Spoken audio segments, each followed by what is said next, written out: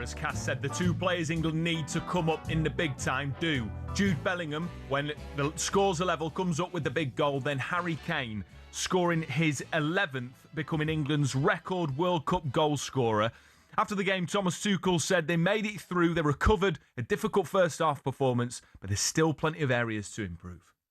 We had some easy ball losses, a bit too much in the first half in critical moments, and conceded counterattacks from it.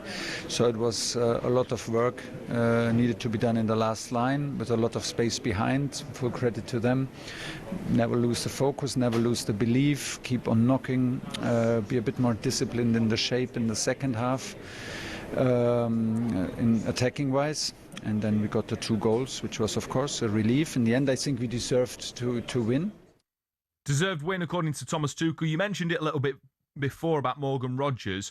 Did that performance convince you that he and Jude Bellingham, obviously it's only one game, you need to give players more time, but do you think that is a pairing in midfield, if you like, that can work? You can only assess that, Max, when you come up against elite teams in the knockout stages, how well it works. He done well last night, I thought. Morgan Rogers, and also it allowed Bellingham to be a little bit more closer to Elliot Anderson, which works as well. You didn't need 2 holding midfielders yesterday, and I think that, look, it's easy to say when you're going to play. You know, the next round's going to be DR Congo, okay, and that's who they're going to come up against. That was a team that I watched play Portugal that absolutely stopped Portugal in their tracks. Yeah, you know, by the way they were set up. You know, people like Wanzabi, who was at Burnley, Manchester United player. I saw him as a young lad. I thought he was tremendous and suffered unbelievable injuries that hindered his career. And he was alongside Mbemba, who's a big, strong lad at the back who attacks everything. But they have a setup, they are Congo. So, you know, you're going to have to break that down. And I don't believe you need 2 holding midfielders to do that role. I feel like I'm not so sure about that. I think you need one midfielder joining in the box. Because Portugal really suffered in that game because they had lots of possession but couldn't really create anything against DR Congo. Yeah, when you talk about having that one holding midfielder, I thought yesterday, because Jude Bellingham is that little bit more attacking minded than Declan Rice, he did that really well. He broke up the play well, made a couple of brilliant tackles recovering possession, and then was able to move forward with it. In terms of areas of improvement, Cass, for me, the glaringly obvious thing is defensively. Yes, England won the game. Yes, they didn't concede, kept a clean sheet, but Panama, on multiple occasions, found space and found gaps. And I thought, exploiting the fact that England did not have on the pitch, until he went off injured, a dedicated fullback with a right foot. Yeah. I think that's a fair point. And there was they scored, didn't they? Panama scored, which was disallowed, and it was a really tight call. And that looked on a few times, just that hairline type of decision where you're literally on the edge of, is it offside or is it not? Against the very best, they'll punish you. Yeah, they will. Certain forwards will punish you. And there's a lot of good forwards, as we've seen already in this competition, that can make the difference in a moment. So, look, I do think England will improve. Find a solution to that right-back area. You might see Thomas Tuchel do something very different. He might even select a midfielder to go and play right-back. You know, he might do that. Why wouldn't he just pick the right-back that he's got in Jed Spence? Well, why didn't he do it last night? Obviously, he has concerns. Well, and that, you know, if he's got concerns about him, why pick him? Why not pick Trent Alexander-Arnold, for example? Now, I don't want to necessarily bring all that back up because we know obviously something's not working. But if you've picked a right back in your 26-man squad to represent the nation in a World Cup, then use him. Okay, I'll give you an example why, and this is only from my experience with Ireland, is that sometimes you pick players that at the time seem the right choice, and then when you get to the World Cup or European Championships, you realise, I think I made in hindsight, I think I made the wrong decision. Thomas Tuchel's been given another opportunity with the injury of Tino Livramento to acknowledge his mistake that he needs fullbacks at fullback, and he brought in Trevor Chalobah. Yeah, so he might have to come in for the knock. Well, there'll be someone that he's going to try and work out who goes there. I'm not so sure yet. It's one of them. It's the position in the England team that's totally up for grabs. Yeah. Okay, it's the right back. So someone's going to play there, and it might not be the obvious because obviously Jed Spence yesterday would have been the right solution if you think of it logically and go, well, he plays right back or he can play left back, so he can do that job and it isn't much of an issue. But he didn't play him yesterday, unless he's got an injury we don't know about. Why is he not Or picked unless him? Cassie did it because it's the Panama game, it's the last group game. He's confident. Maybe. Through. Let's see what Quansah's made of. Turns out his ankles are made of glass, bless him. And that's not a criticism. He's got injured, poor lad. I would like to think coming up against the likes of Vinicius Jr. I would like to think I know the only player currently in your available squad that's got any chance of doing a decent job on that is Jed Spence, because what he's best at is one-on-one defending and he's fast. Yes, he's not a world-class defender. I wouldn't agree with that. You don't think he's fast? No, he is fast. I don't think he's great at one-on-ones like many people do. I think he gets caught out of position too often. He is one of them that's so quick he can recover and get back. But if he, like you said, if he plays against Vinicius Jr., you won't get back to him if you get half a yard. Now, watching him for Tottenham a lot last year, I always sort of felt that he's one of them players that give you a chance by something he does, whether it's positioning, whether he gets caught out and players getting behind him, because he can recover. He is blisteringly quick. I get that. Now, who would you put in then if it's not Jed Spence? Let's say we get through to the quarterfinal against Brazil. They beat Japan. We beat Mexico at altitude. Who are you putting? Well, I would have had someone that's not there. Well, exactly. That's the question. That's the problem. Yeah. It's not a case of, oh, well, I'll go Trevor Chalobah, who could play that right back position, or I could even play in midfield. I could have played Declan Rice at right back. Well, if you had to pick someone though in the 26, who would it be? In the 26, if I'm brutally honest, I would really think about playing Declan Rice there at right back. Yeah, against. I think he could do it.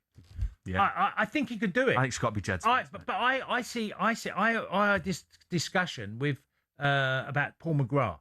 Paul McGrath, you could play right back, centre half, or midfield, right? And I've always said, and Declan Rice has disagreed with me on I always said Declan Rice can play centre half, he can play midfield, and you could play him as a fullback. Steven Gerrard, you could play as a right back. He did it in the Champions League final because he was so good athletically. Now, if I wanted someone to be able to handle someone physically and athletically, I'm looking at Declan Rice. I mean, right? Harry Mbassy's got in touch, 81089. Is Spence not a natural right back? Surely he balances the team best. Yeah, well, you think that, but I don't think... You can't see it. You have to look at his career and look at how many times he's been in back fours that have conceded a lot of goals. Yeah. It's not down to him or only, but he's been that type of player. I always used to say, when he was at Nottingham Forest, when you know him really well, and I used to think, why didn't Forest sign him? When they had the opportunity and they chose not to. You went and bought, was it Aniel, or you bought instead? Bought Olorena, Nico Williams. Yeah, Nico. So, why did you not choose to sign him at that particular time when he was on loan? I understand that, Casper, but for me, it's just like, look, Thomas Tuchel's picked him. If you've picked him, you got to back him. And if you haven't got another right back, which you don't, then you got to pick him. And if not, then you're acknowledging a mistake. Delighted to say now that Jason, the Chelsea fan, has called up. He wants to give his 2 pence worth. Jason, how you doing, mate? Yeah, Hi, Jason. Yourself? Yeah, how are we doing? Good morning. Yeah, doing really well, thanks, mate. Little sleep, but feeling good about England generally. We do have these concerns defensively, though. What do you think? What would you like to see Thomas Tuchel do?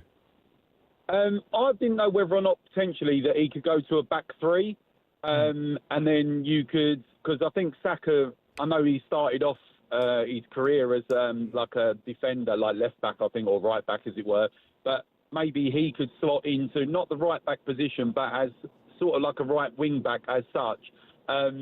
If he didn't go with that, then maybe Quansah could go there rather than Declan Rice, because I think you lose too much from our midfield by moving Declan Rice out of there. I do believe he could do the job there, but I just think I would personally probably just stick with Jed Spence. As you say, he is the right back. But yeah, I just thought that maybe he could go to a back three with Saka slotting in that position. I'd just say to that, Jason, I think it would be a strange move for a manager to go into the knockout phases and go, right, well, now we're going to go to a three. And a lot of them don't like doing that unless it's absolutely necessary. You might be right. It might suit the team. But I just don't see him doing that.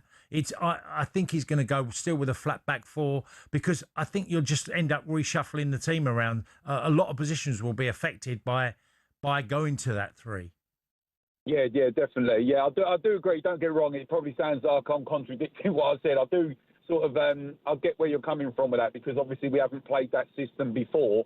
But, potentially that could be the option. But I think out of the options that we've got there, either Spence, or if we was going to move what would be, I suppose, like a a traditional centre back, I'd go with Quansah more so than because I'd just like to see Declan Rice in that middle rather than losing. Obviously, I know Anderson and Bellingham played well yesterday, but I just think moving Declan Rice out of there completely, I think we'd probably lose too much rather than moving Quansah out there. Well, on that, Jason, I think because I don't think you need two holding midfielders against DR Congo.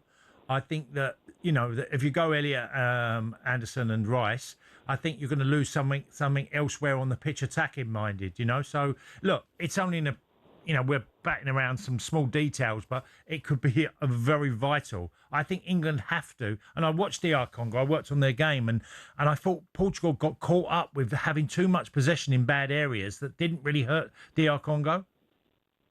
Yeah, I see the same game, and I think sometimes it's great having possession, but Portugal didn't really do a lot with that possession apart from go sideways, and obviously they got caught out. So I'd like to think that with that one, we would be more on the front foot of being more direct rather than like statistically saying, oh, we've had like 70% of the ball. That's no good if you're not really doing a great deal when you've got it. Jason, while we got you, just quickly, Rashford or Gordon to start against DR Congo? Rashford for me. I just think that I'm not criticising Gordon, but I just think out of the games that I've watched of England, Rashford has to look the more direct and the one who's more likely to do something on the game at the moment. Yeah, no, I'd agree. I think Rashford was a really bright spark in that position. He looked much more direct. He got an early shot off on target, sort of made it known that he was there. I think he's done enough to start. Great call, Jason. Appreciate you getting in touch. 03717 22 33 44. England fans, what do you make of the defensive issues that England currently have, looking a bit open, looking a little bit leaky? Thankfully, Panama weren't able to exploit that. How do you want Thomas Tuchel to manage it? Because we're in a position now where we can't call up any more players.